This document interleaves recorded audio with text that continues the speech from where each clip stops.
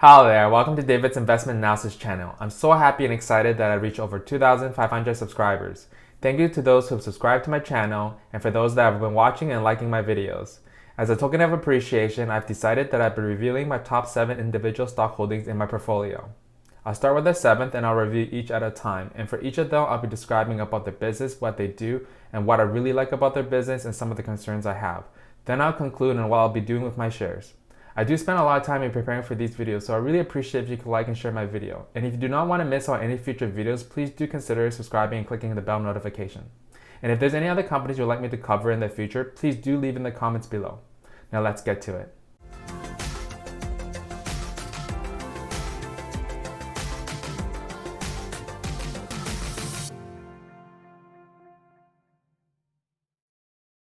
The first one I'll be going over is my 7th largest position, and that is SHLL, or soon to be Hyliion. I've discussed about this one in the past, and it's my favorite special purpose acquisition company.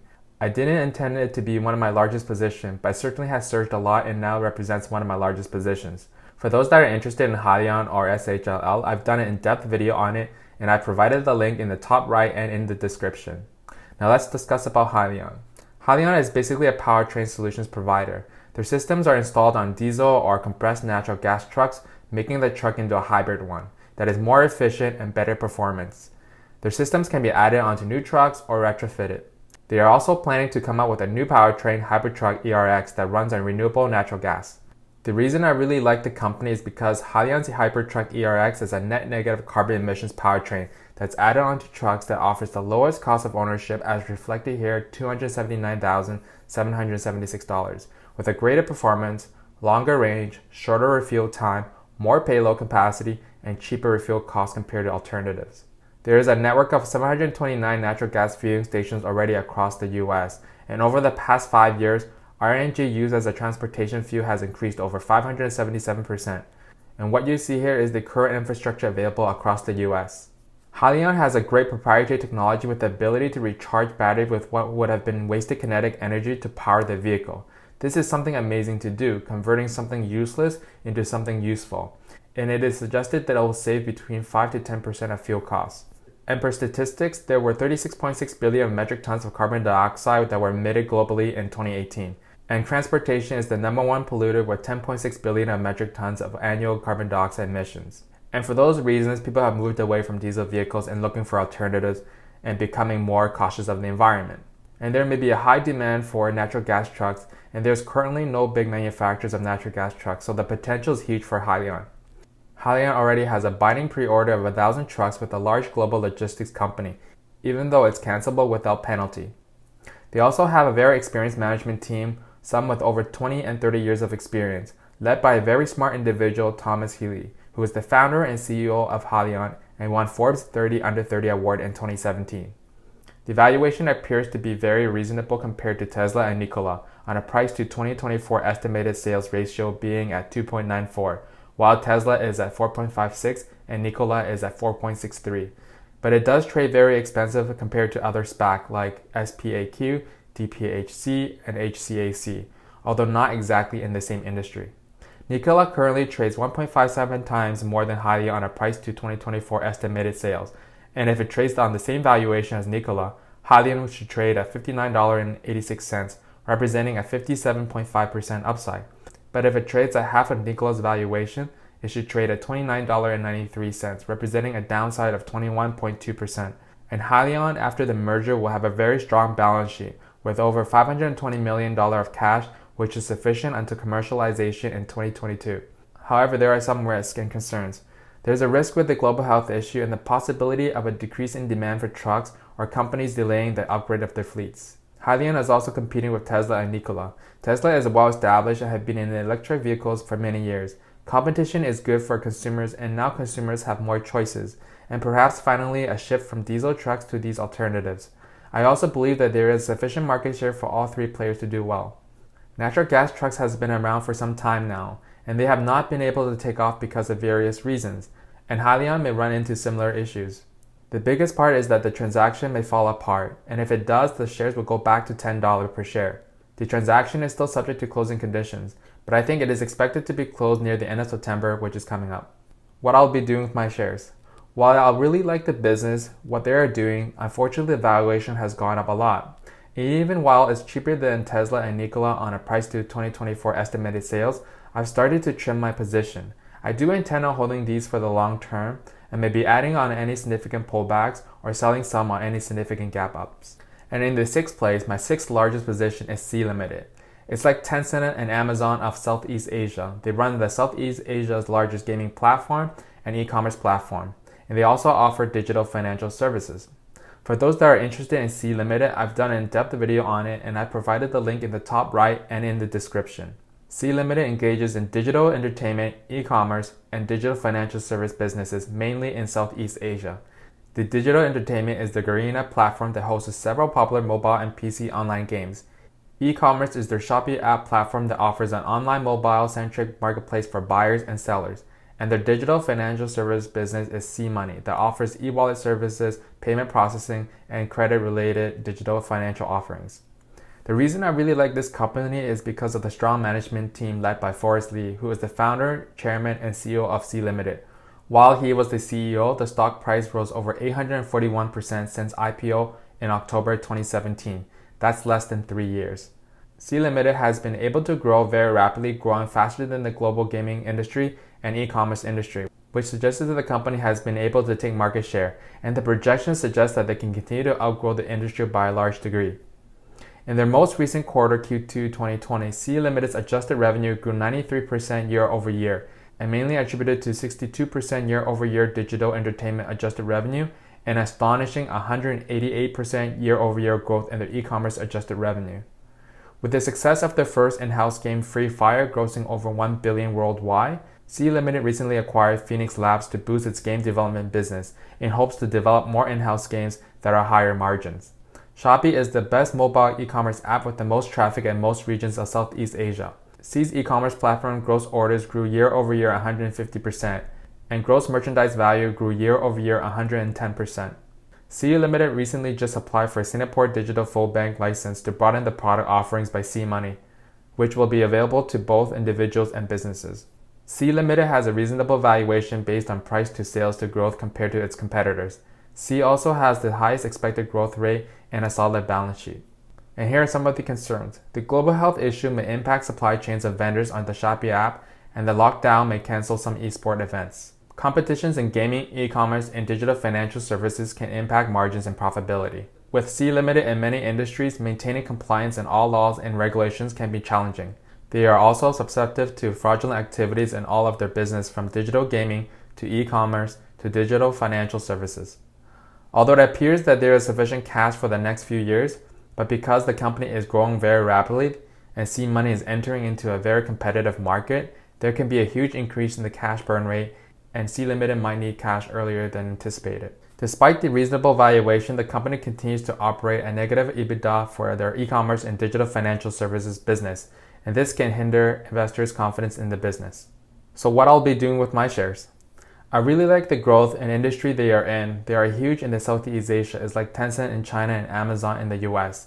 This is a long-term hold for me. I do not intend on adding or selling any shares right now, but I would be buying more shares on any significant pullbacks. In the 5th place, my 5th largest position is NIO. I actually didn't intend this to be my 5th largest position, but it certainly has gone up a lot and now it's my 5th largest position. For those that are interested in NIO, I've done an in-depth video on it. I provided the link in the top right and in the description. NIO is an EV company with mainly operations in China that offers several different charging solutions for their vehicles.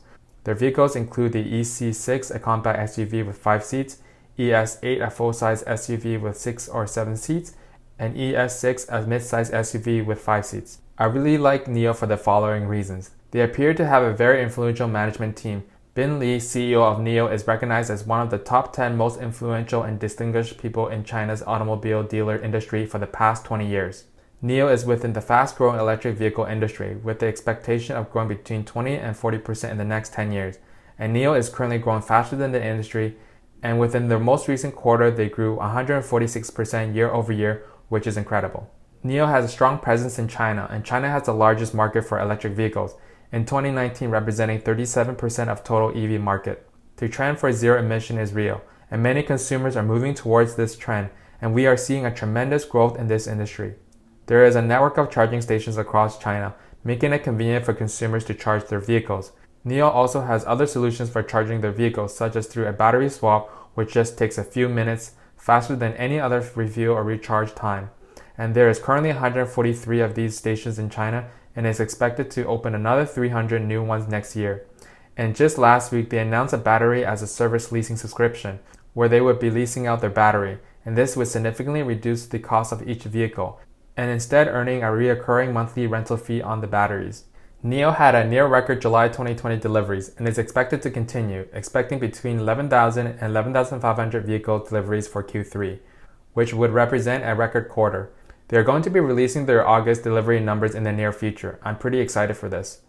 NIO is expected at 90.6% growth in the sales in 2020 with the global health issue impact. This was revised upwards from 71% just a few months ago, and 72.4% growth in sales in 2021, and this was revised upwards from 52% just a couple months ago. Management expects the continuous improvement in gross margins and narrowing operating loss. In their most recent quarter results, they were able to do this and most importantly, able to achieve positive cash flow from operations for the first time. This is amazing because cash flow has always been a concern of mine. Valuation appears to be expensive at current basis, but considering the average growth rate of 81.5% in the next 2 years, it appears to be cheap compared to Tesla. However, NIO is not currently profitable, but it does have a solid cash position, having approximately 1.5 billion cash, representing 6.8% of market cap. But I do have some concerns, and here are the following. There is a risk with the possibility of a second wave of the global health issue, and the possibility of a decrease in demand and the production of electric vehicles.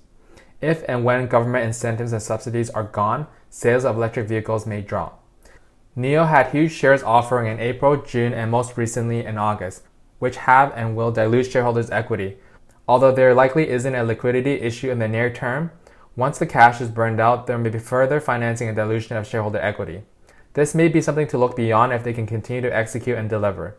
The proceeds for the August offering is intended to be used to repurchase equity interests held by certain minority shareholders of NIO China.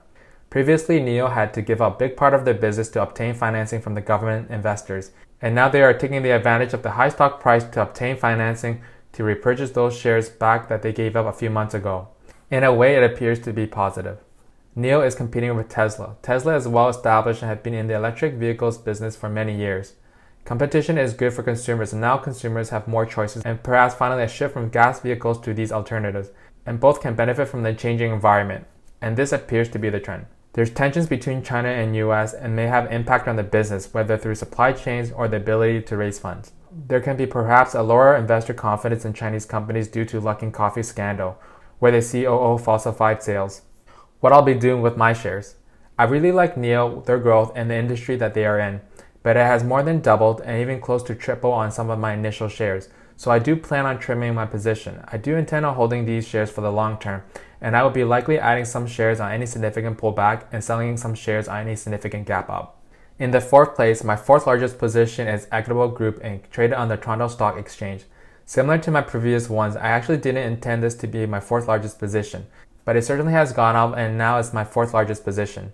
Equitable Bank is a Canadian bank which primarily provides residential and commercial real estate lending services, as well as personal banking through its direct banking brand EQ Bank. A lot of Canadians are familiar with their high interest savings account. They are mainly an online bank and does not have any physical branches. Here are some of the reasons why I like the business. Strong management team led by Andrew Moore, where he led the conversion of the Equitable Trust Company into a Schedule I bank, Equitable Bank, in 2013. And during his time as the CEO, he has helped grow the revenues every single year. And looking at the previous 10 years of performance, the revenue have grown every single year from 118 million in 2010 to 497 million in 2019. That's a compound annual growth rate of 15.46% per year. Not only that, their net income and EPS have grown every single year for the past 10 years, with EPS of $3.38 in 2010 to $11.97 in 2019. EQ Bank currently serves over 124,000 customers, representing 52% year-over-year increase. And in Q2 2020, there were 19,000 new customers, representing a 3 times historical average, and have 3.3 billion in deposit, representing 46% year-over-year increase. These are pretty impressive growth numbers. There has been several achievements over the last 50 years with the continuous expansion, opening new offices in Calgary, Montreal, and Vancouver, and also being Canada's first digital banking platform and moving EQ Bank to the cloud. EQ Bank is a well-capitalized bank and have always been far beyond regulatory requirements, and EQ Bank expects to have sufficient capital to absorb potential losses. Not only have EQ Bank been able to grow revenues every year, but have been able to maintain a solid return on equity and growing adjusted net income, growing book value with Q2 2020 at $84.89, suggesting that the current stock price is trading below book value. This suggests that the valuation is very reasonable. Not only that, they have been able to grow their dividends every year for the past 10 years. EQ Bank currently trades very reasonable compared to its historical 5-year at 7.2 price to earnings, 0.9 price to book, 2.6 price to sales. However, there are some concerns with the company. With the global health issue, it has caused major banks including EQ Bank to increase their credit provision, hitting their P&L significantly in Q1, and there may be further increases coming if the banks continue to struggle. Low interest rates generally means lower net interest income because banks cannot earn as much on their loans even with the lowering of the interest paid on their deposits. And the low interest rate generally means slow economy because the intention of the low interest rate is to encourage borrowing and activity with cheap borrowing. So there is a potential that EQ Bank will be impacted by this and having lower net interest income. They also have other risks such as fraudulent financial activities and or cybersecurity attacks. What I'll be doing with my shares. I really like EQ Bank. They've been able to grow revenues every year, including likely this year. I do intend on holding this a long term. However, while I really like the business and its growth, unfortunately with the low interest environment and uncertain economy, I won't be adding any shares at this time. And now my third largest position, it is Visa, my favorite electronic payment business. Visa operates as a payments technology company worldwide. It facilitates electronic funds transfers throughout the world, most commonly through their Visa branded credit cards, debit cards, and prepaid cards. The reason I really like their business is because Visa is a dominant player in the US.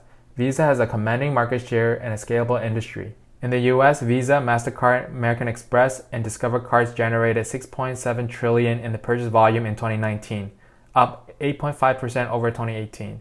Visa dominated 60% of the volume, followed by MasterCard at 26%. It is estimated that the general purpose payment cards with global brands are projected to generate 853.9 billion purchase transactions by 2028.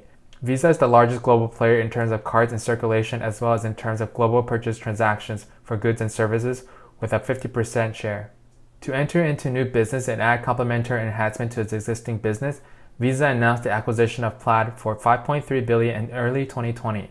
Plaid enables consumers to conveniently share their financial information with thousands of apps and services such as Acorns, Betterment, Chime, TransferWise, and Venmo. Currently, 1 in 4 people with a US bank account have used Plaid to connect to more than 2,600 fintech developers across more than 11,000 financial institutions. To strengthen the global payments medium, Visa acquired Earthport, which is the largest independent account clearinghouse network in the world. The acquisition of Earthport would enable Visa to reach 99% of the world's banked population in 88 countries, including the top 50. Visa has been working closely with licensed and regulated digital currency platforms like Coinbase and Fold to provide a bridge between digital currencies and their existing global network of 61 million merchants. Around the world, more than 25 digital currency wallets have linked their service to Visa, giving users an easy way to spend their digital currency balance using a Visa debit or prepaid credential, anywhere Visa is accepted.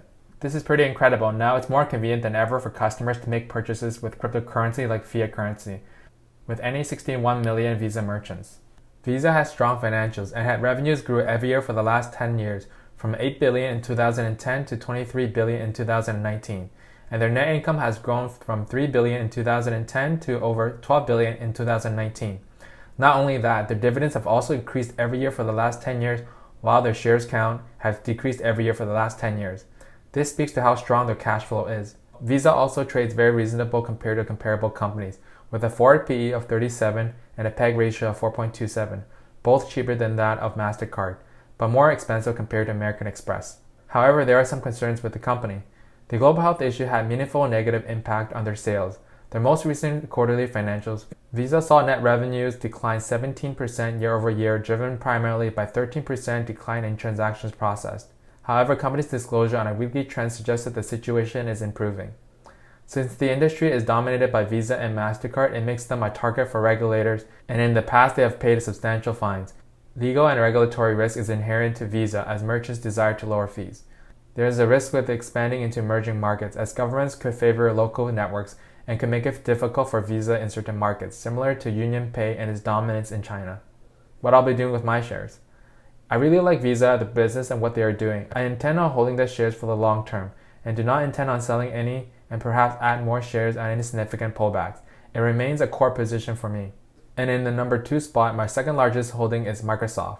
For those that are interested in Microsoft, I've done an in-depth video on it. I've provided the link in the top right and in the description. Microsoft develops, manufactures licensed products, and sells computer software, consumer electronics, personal computers, and related services. Its best known software products are the Microsoft Windows line operating systems, the Microsoft Office suite, and the Internet Explorer and Edge web browsers. Its flagship hardware products are its Xbox video game consoles and the Microsoft Surface lineup of touchscreen personal computers. It also owns LinkedIn, a professional network platform. I really like the business because of the following reasons. Strong CEO led by Satya Nadella, who has won several awards. In 2019, he was awarded Financial Times Person of the Year and Fortune Magazine Business Person of the Year. He helped increase revenues from $87 billion in 2014 to $129 billion in 2019, an increase of 48% over the 5 years. And in the last 5 years, while he was the CEO, the stock price went up over 421%, which is incredible for a large company like Microsoft. Microsoft has been able to grow, and this is very positive considering the size of the company. It is also within industries that are set to continue to grow, such as the public cloud industry, digital workplace industry, and the gaming industry, especially their Azure cloud business, and is expected to drive the growth of Microsoft with a 45% expected growth in 2020. Microsoft is a monopoly offering operating systems for desktop and the laptop computers, with 87% using Microsoft Windows. This means a cash cow for the company and a competitive advantage over competitors. They also have a very diverse set of businesses that include LinkedIn, GitHub, Office, Surface, Xbox, Bing, Dynamics, Teams, and many others. And most recently, Microsoft made publicly their intentions to bid for ByteDance TikTok operations in the US, Canada, Australia, and New Zealand, worth up to $30 billion. It was also reported that Walmart will be teaming up with Microsoft on this bid. This is pretty exciting, and if the deal can be closed, I would expect Microsoft shares to continue to rise. They have strong profit and operating margins, good dividend growth, and a strong balance sheet with a lot of cash. But I do have some concerns, and here are the following. The global health issue may reduce, slow down, or delay some business software updates and our system upgrade. Significant competition in several key markets, including the public cloud market, that they are not the dominant player and is second to Amazon's AWS. There has been a slowdown in growth and transition from traditional perpetual license model to a subscription model.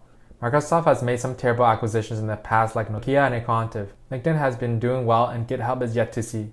The valuation is slightly more expensive to compare to its 5-year historical averages and is slightly more expensive compared to comparable companies. What I'll be doing with my shares. I really like Microsoft, and it is why it's my second largest position. I really like their business and what they are doing. I intend on holding the shares for the long term, probably until I retire, and do not intend on selling any, and perhaps may add some shares on any significant pullbacks. It remains a core position for me.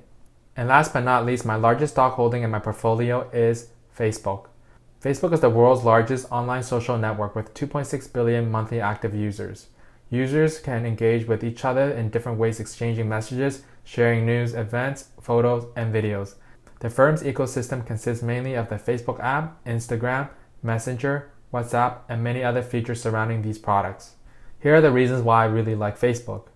With more daily active users increasing every quarter, reaching 1.8 billion, and monthly active users reaching 2.7 billion, more time will be spent on Facebook, providing the largest audience and most valuable data for social network online advertising.